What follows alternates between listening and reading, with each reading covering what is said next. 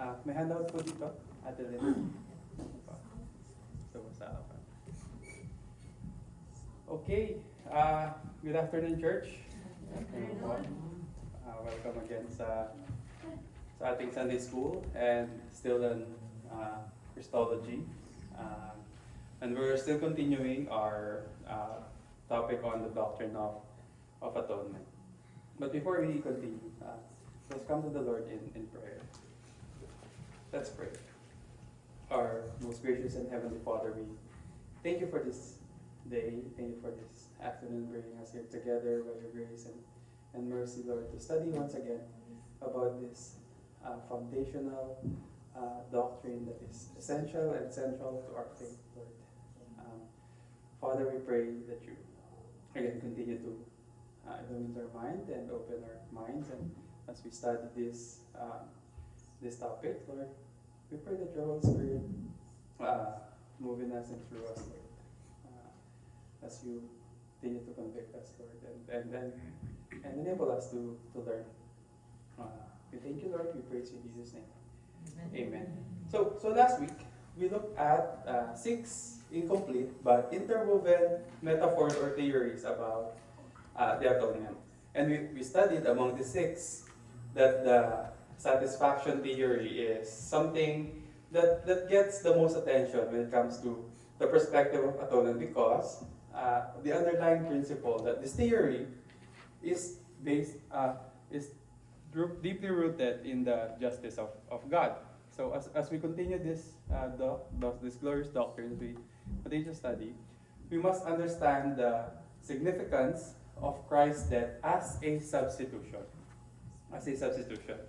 And we must uphold that rejecting this doctrine of penal substitutionary atonement, it's like rejecting Scripture itself, and to the highest degree pa. So when people say, or Christians that claim to be Christians, when they deny that the substitutionary atonement is essential for us, they're ultimately denying Scripture.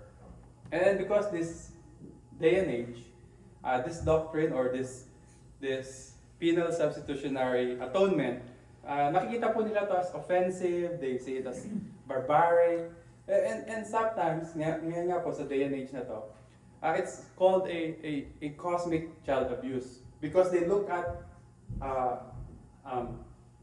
God the Father as a vengeful Father, na parang misaligned yung justice niya, dahil imbis na sa mga taong kailangan mapunish, sa anak niya pinunta. So yun yung misconception about substitutionary atonement.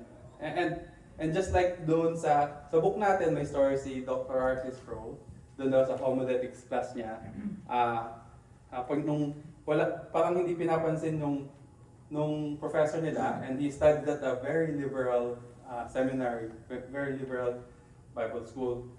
Tapos may isa daw nag-preach sa klase niya nag-preach about substitutionary atonement. Tapos pinuna to nung professor nila, and how dare you preach substitutionary atonement in this day and age.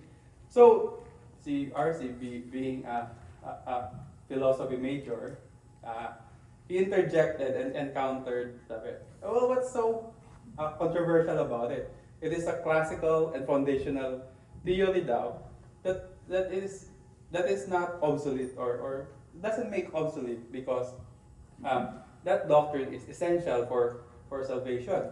So therefore, we must properly emphasize the substitution as a deeply rooted biblical concept of redemption. And to deny or eliminate it in our theology and our Christology is to deny Scriptures altogether. And only the penal substitution captures the full picture and does justice to the concept of atonement. So therefore, we must properly emphasize the importance of this, and it's very vital sa part of our faith. And without the concept of penal substitutionary or penal substitution providing a firm foundation dun sa 60 years na pinag-usapan natin last week, we fail to do justice. We fail to do justice um, to the perfectly sufficient biblical revelation of Jesus as sin-bearing and wrath-propitiating substitute for sinners. For sinners. Meaning, yung 6 incomplete na pinag-aralan natin last week, na interwoven siya, must rest on the foundation of the theory of penal substitution. Of penal substitution. So, si Karl Barth po, isang Swiss theologian, in his observation and pag-aaral, he said that the most important word in the New Testament, or Greek word, was the word huper, meaning on behalf of. On behalf of. And meaning to act as a representative or an agent or in place of someone else. Of someone else. So let's keep that in mind, in place of someone else. Among the titles of Jesus that we have studied in the New Testament, we also come across, or we didn't study it, but if you look at some of the titles, one title of Jesus there is the second Adam, and this communicate Jesus as a representative for us, the same way Adam, the first Adam, was, meaning as says in 1 Corinthians 15:22, for as in Adam all die, so also in Christ shall all be made alive. So Jesus was the successful Adam, or man, who did on behalf of his people what the first Adam failed to do, which is perfect obedience to God, to the law of God. And the law of God requires perfection. Adam fall, only isa lang ang law nun ni God, di ba? And he still failed it. And Adam and Eve still failed it. But when Jesus was conceived by the Holy Spirit up to his death, he lived a perfect life. So that's why he was also called the second Adam. And we can look at the Old Testament for insights na essentials din for our understanding of itong ano ba yung atonement. And during those times, particularly in Leviticus 16, Leviticus meaning Levites, priestly laws, the Israelites they worked through an elaborate sacrificial system. So once a year, in their calendar, in what they call the Day of Atonement, or kung may Jewish kayo nakatrabaho, they call it Yom Kippur. There's several animal sacrifices na involved, and it was outlined succinctly in Leviticus 16. So paano to? The high priest would sacrifice a bull for his own sin, then may dalawang goats, and they were brought before the high priest, and then magka-cast sila ng lots over them, yung dies, or so yung dalawang goat na yon, magkakaroon sila ng designation. So first one was chosen by the high priest. He would place his hand over the head of that goat. So meaning, and that symbolizes yung guilt or sin is to be transferred, yung guilt ng people. So high priest, may yung unang goat talagay sa ulo. That's the symbol of their imputation of their sins, or transferring of their sins to that goat. Then, yung goat, talagang i-drove nila paalis ng city yan. It will be banished outside the city. Yung symbolize, kasi in their times, if you're inside the city, you're safe, you're protected, you're in God's presence. So when you're outside the city, it symbolizes, so may sin na, it symbolizes being away from the presence of God, and being banished from the presence of God. And that's where we get the concept of scapegoat, and scapegoating. So that's the first goat. Di pa natapos doon. Second goat, it would be killed. And its blood would be sprinkled upon the mercy seat of, or the lid, yung Ark of the Covenant, doon i-sprinkle naman ng high priest, yung blood ng goat. Sino ba dito nakakita na ng pagkatay ng goat? Or pagluto ng kambing, medyo mabaho lutuin ng kambing, medyo malansa. So ganun yung gagawin. Yan nung sa second goat. So the mercy seat is also called the atonement cover. So because of the blood that was spilled on it, and it indicated the means by people's sin was atoned for and reconciled to God. So there's two aspects. Isa, yung scapegoat, which means you drive yung guilt, punishment for the sin. So the Day of Atonement, or Yom Kippur, it pointed to the concept of substitution. Substitution kasi imbes na sila yung mapapunish, may dalawang goat, sila yung dalawang goat tsaka yung bull na yung magiging punishment. It pointed to the importance of yung mismong buhay ng Panginoong Jesus to be given for us. Not simply the shedding of His blood. And this was completely captured in Hebrews chapter 10, verses 1 to 4.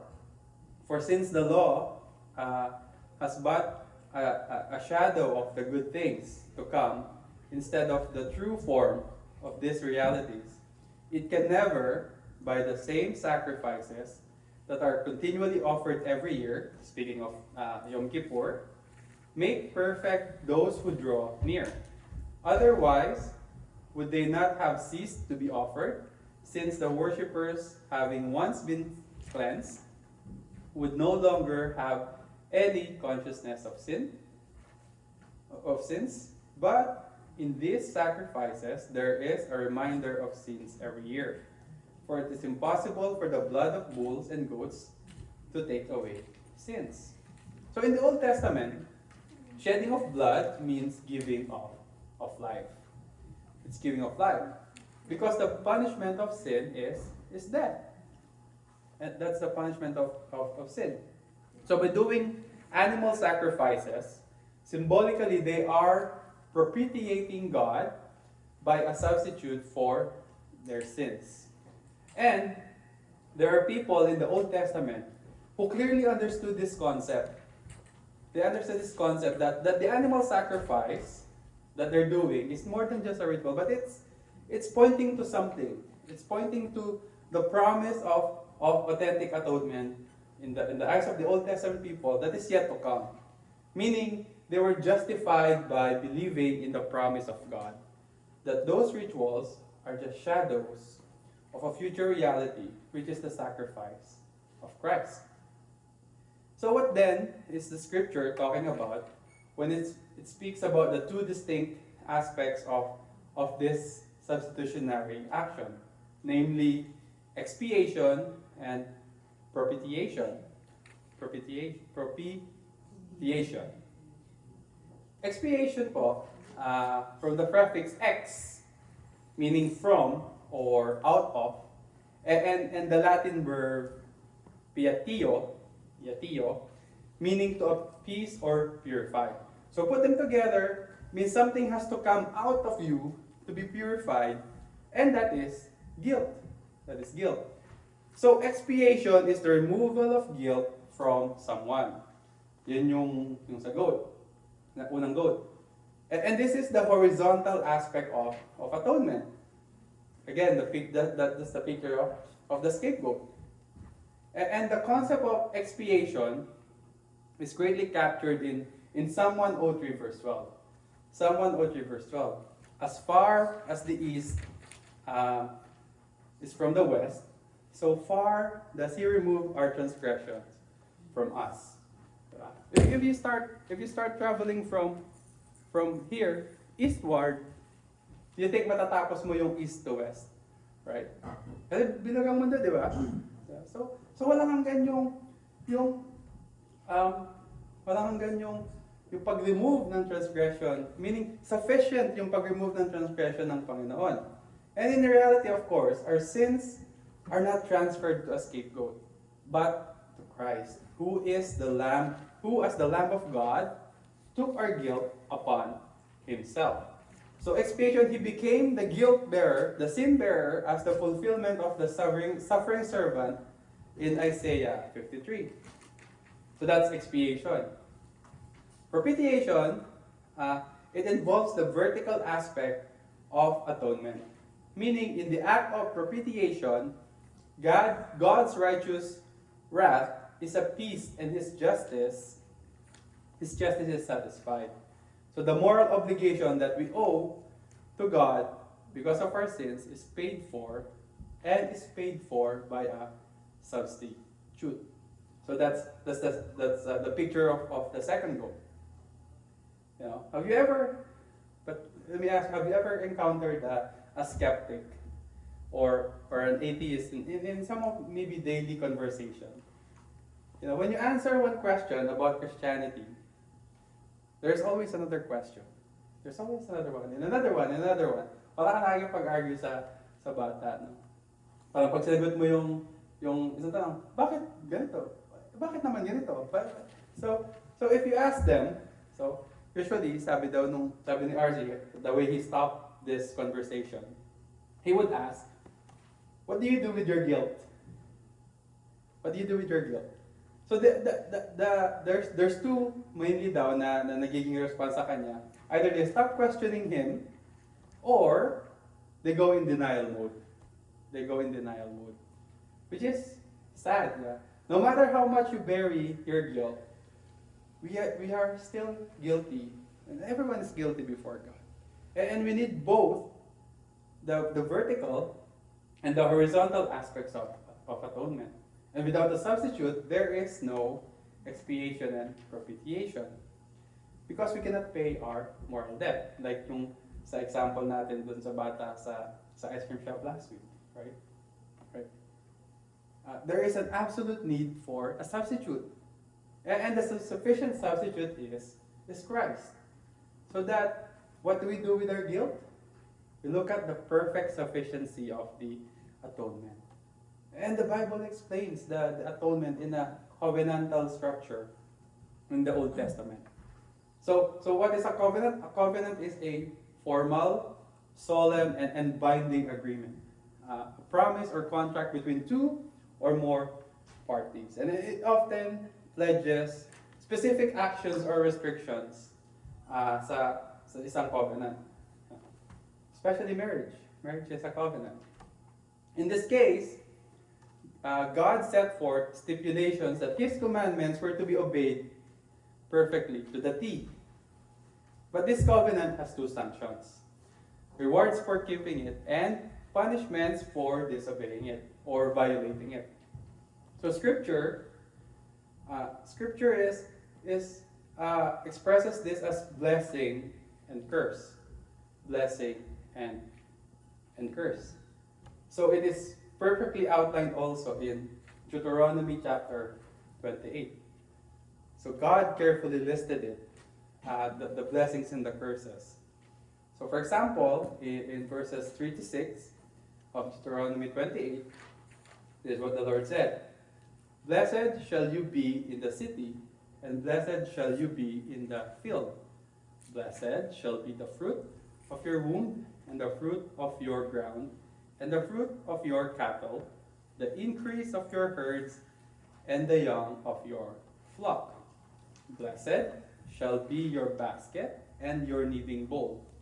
Blessed shall you be when you come in, and blessed shall you be when you go out. Notice the themes in that verses. It's blessed. And the previous one, verses 1 to 2, is God stipulating, if you obey my commandments, which I laid out before you, this is what will you have. On the other hand, later in verses 15 to 19 of the same chapter of Deuteronomy 28, God says, But if you will not obey the voice of the Lord your God, or be careful to do all His commandments and His statutes that I command you today, then all these curses shall come upon you and overtake you. Verse 16, cursed shall you be in the city, and cursed shall you be in the field. Cursed shall be your basket and your kneading bowl.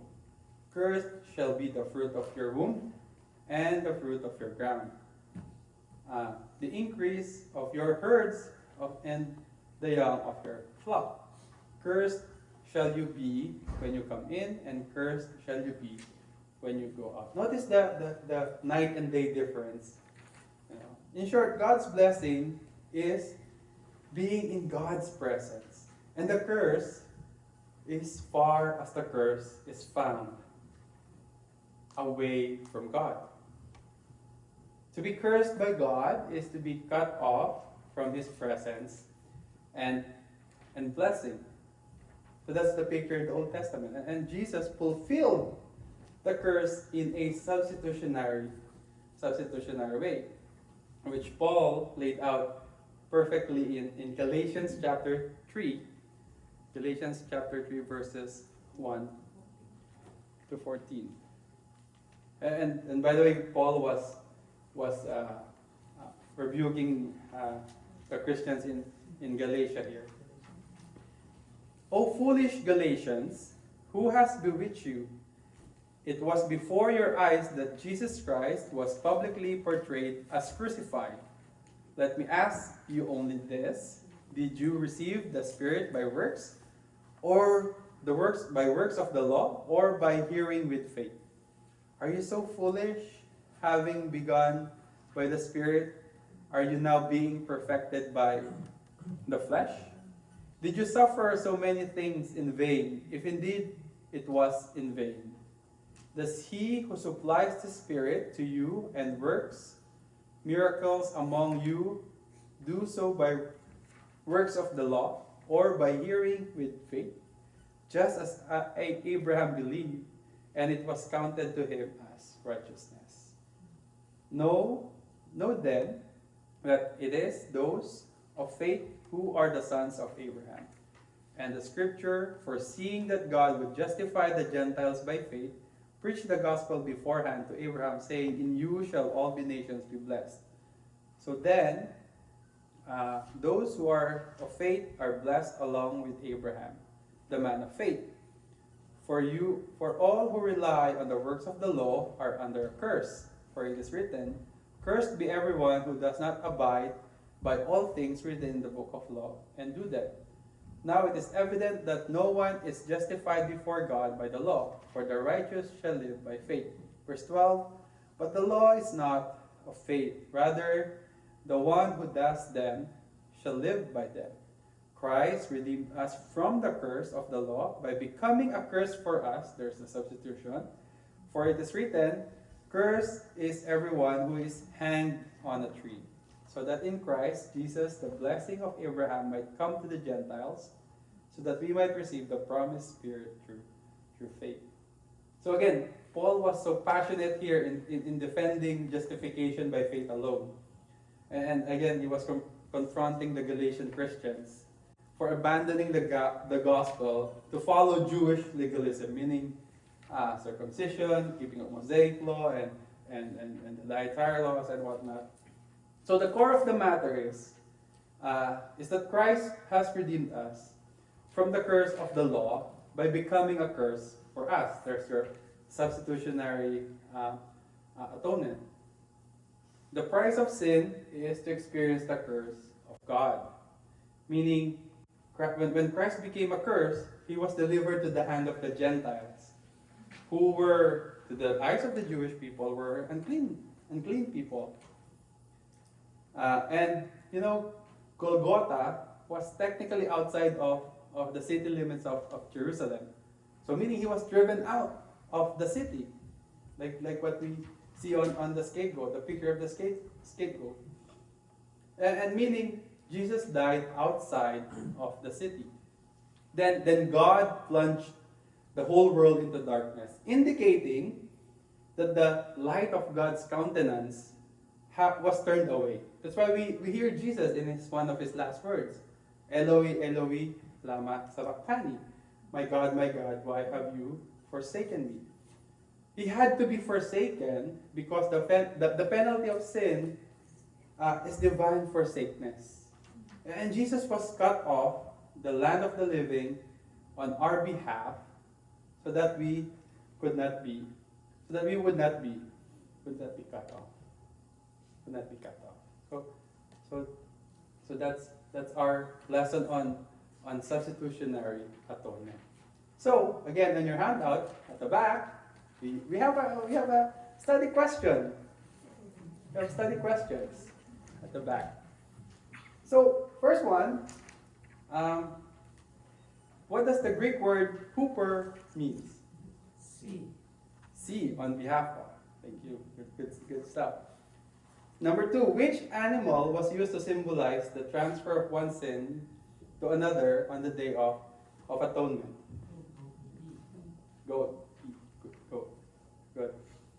What is expiation? A. Very good. The removal of guilt. Because propitiation is also, I'm not going to dig deeper. Propitiation is when we transfer our sins to Christ and His righteousness is transferred to us as well. And also the appeasing of God's wrath. So that's propitiation. What is the basic question of the atonement? Why did Christ have to die? Or what do I do with my guilt?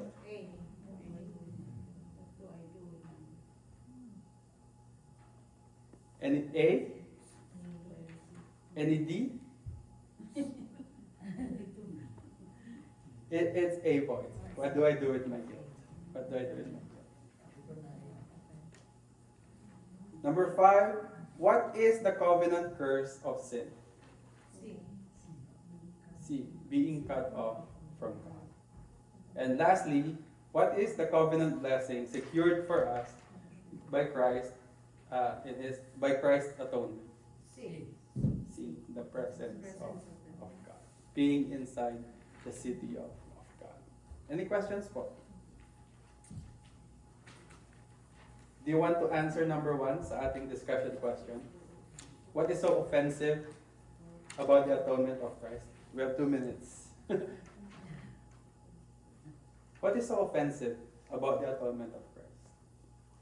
To some people, especially to the natural man, as sinners, what is so offensive about the atonement of Christ? Well, one answer that we could say is because it confronts our sin and confronts our guilt, and because God's justice has to be satisfied. And for someone to die on behalf of me is somewhat offensive to people. 2 things. First, because of pride. And second, it's offensive because of the guilt that is, we don't know how to deal with that guilt first. When we probably when we first hear the atonement of Christ. And to some, again, they looked at it as barbaric, as it doesn't fit in this day and age, and it's a cosmic child abuse. Sometimes that's so offensive. That's how, because of their view. So that's our substitutionary atonement. So next week, God willing, we'll study the last session on Christology, which is the extension or hanggang saan ba ang atonement? Hanggang saan ba ang atonement? Any questions po? Let's read the following chapter in your book. We'll probably have to deal with it in two Sundays, yung the extent of atonement. Because next week I would like us to watch a 17-minute video on this subject of substitutionary atonement. So it's 17 minutes. It's a clip from American Gospel, Christ Crucified. So it talks about what we see here in our day and age. Why do people has a very maligned understanding or misunderstanding of this substitutionary atonement? kung wala na pong question, let's pray. Once again, our most gracious and heavenly Father, we thank you for this afternoon. Thank you for the lesson that we have. Thank you for this aspect of substitutionary atonement, Lord. Indeed, Lord, we cannot live up to that expectation of a perfect and holy life. We thank you, Lord, for the life of our Lord and Savior Jesus Christ, that He fulfilled every law, that He fulfilled all your commandments, that He lived a perfect life on behalf of us, Lord, so that we might not be cut off.